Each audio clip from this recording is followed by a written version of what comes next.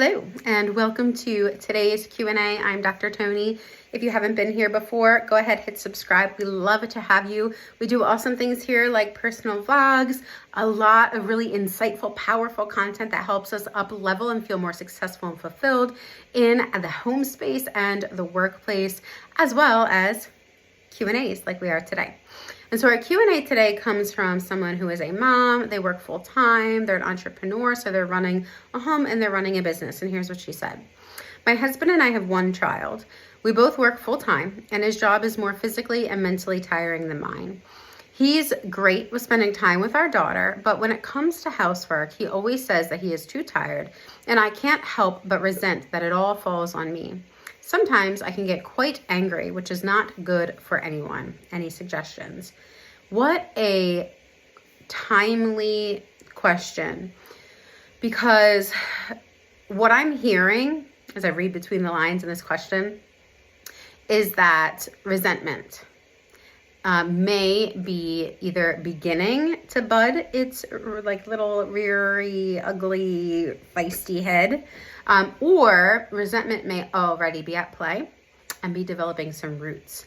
And resentment is something that once it takes root and it is fueled by that frustration on a consistent basis, it can get really ugly. It can get really nasty, and it can lead us to do and say things in our relationships that are not aligned with who and how we want to be in that relationship. It really can make the relationship all the more challenging. It can make perspective taking all the more challenging, communication all the more challenging, which means it's going to make it hard for us to address something like this, right?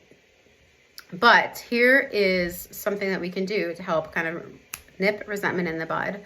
And that is first and foremost to notice that resentment is beginning to grow or has already been growing, all right? Just noticing that in and of itself is going to be really important, because without this awareness, we cannot address it effectively, all right? And so that's one of the things that I would ask you to become aware of.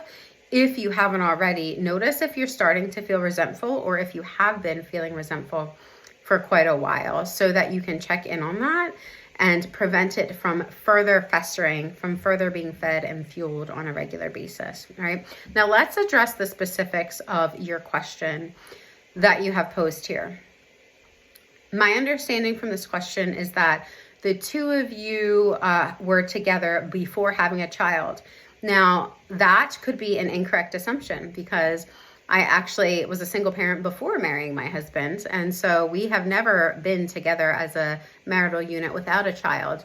I did not read that in this question. So if that's the case, that could shift things a little bit with regard to this particular part of the answer.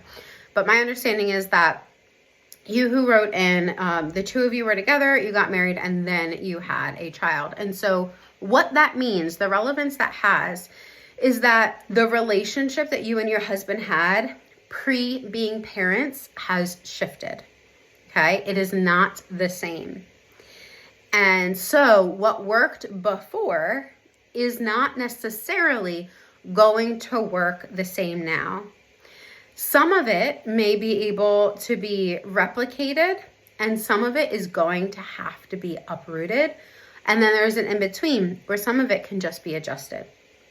And so what I would encourage you to check out is, how was your relationship functioning before? Okay, with regard to the housework, if you were both working and you were both doing housework, has that shifted? Were you doing more housework then? Are you doing more housework now? What has changed, if anything, from before being parents to now being parents together, okay? The reason that's important is because sometimes we hold on to what was, thinking that it should still work because it used to work, when in fact, because we're in a different season of life, the way that things used to work is simply not going to work anymore. And so maybe there was more housework that you were doing at some point in time earlier in your marriage. And so it became the precedence that was set in your marital relationship. But now that you're parenting and you're both working, you both are also older now than you were before, maybe that has changed things, right? Certainly parenting does change things, all right? It affects our relationships. So we need to account for that. That would be the second step, okay? So check in on the resentment, and then the second step would be for you to check in on what was working, and are we trying to carry that over to now? If you're trying to carry that over to now, I want you to notice what it is about that is not working. And if you would be open to shifting that, if you would be open to exploring a different way of doing things now in this season of life and having a conversation with your partner about that, okay? Those are the first two things. Now, there's a third piece here, okay? And this is one that is challenging for many, but women especially parenting women, tend to take on what is called the mental load. And that means that they exert, and this is a generalization. It is a generalization that we see in the research and in the studies. So it may or may not apply to everyone here, but it sounds like it does apply to this particular question and this particular person who wrote in. So the mental load is what we are carrying in our mind on the regular that we need to take care of, that goes kind of unseen or just is assumed, right? And so it can seem like it's not a big thing.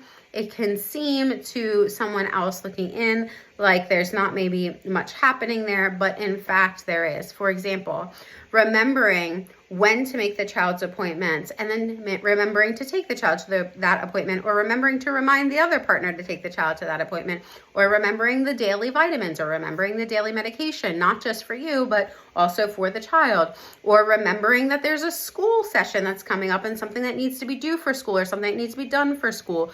All of this mental load, right? And so that actually uses up a lot of energy.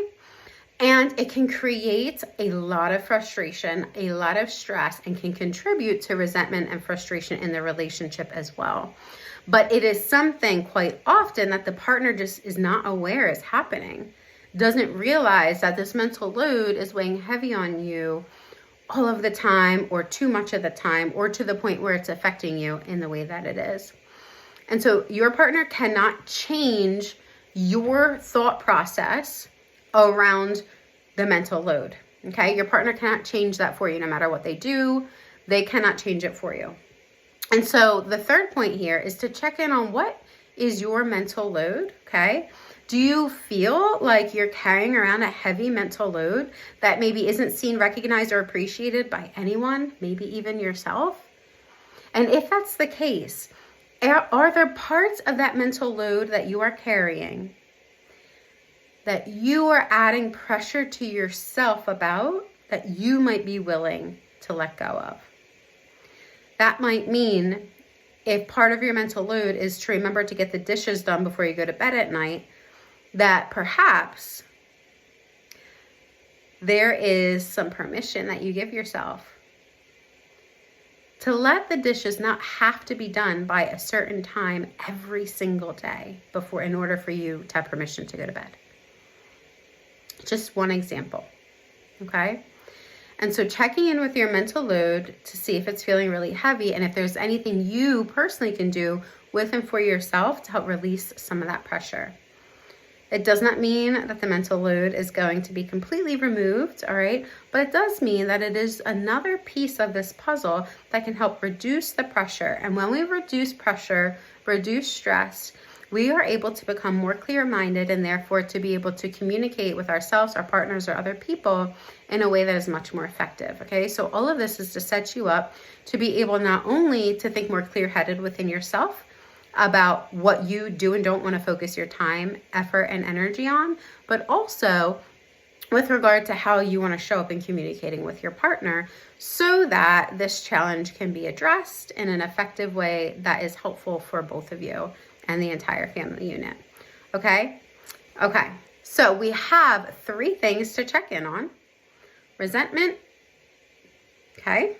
Make sure that you check in and see if that's building, if it's newly building, if it's growing, okay? Become aware of that, and your awareness is really important around that. Okay. Acceptance that things do change. And so what used to work may no longer work. And so becoming aware of maybe some of the areas where you and he are both expecting that what used to work is going to continue to be the norm, but it needs to shift. Okay.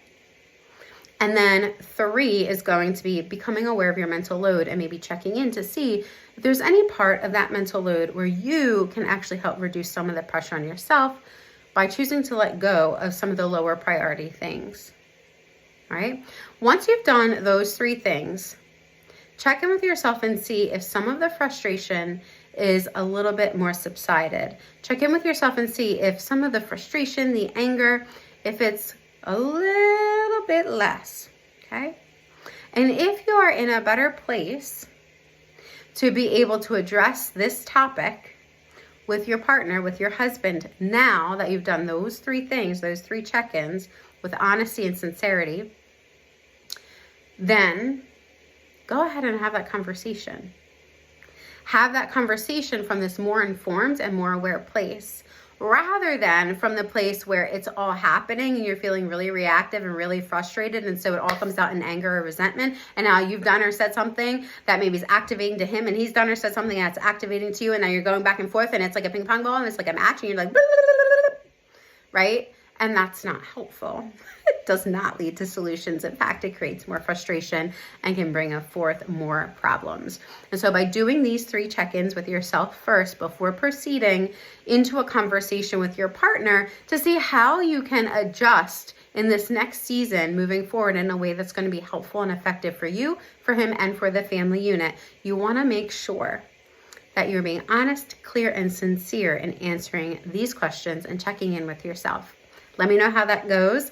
Questions, comments, contributions, leave them below. We're a community so that we can come together, support each other, uplift each other, and all be able to feel more successful and more fulfilled in a way that's satisfying and in a way where we're feeling meaningfully connected in our lives. Bye, y'all.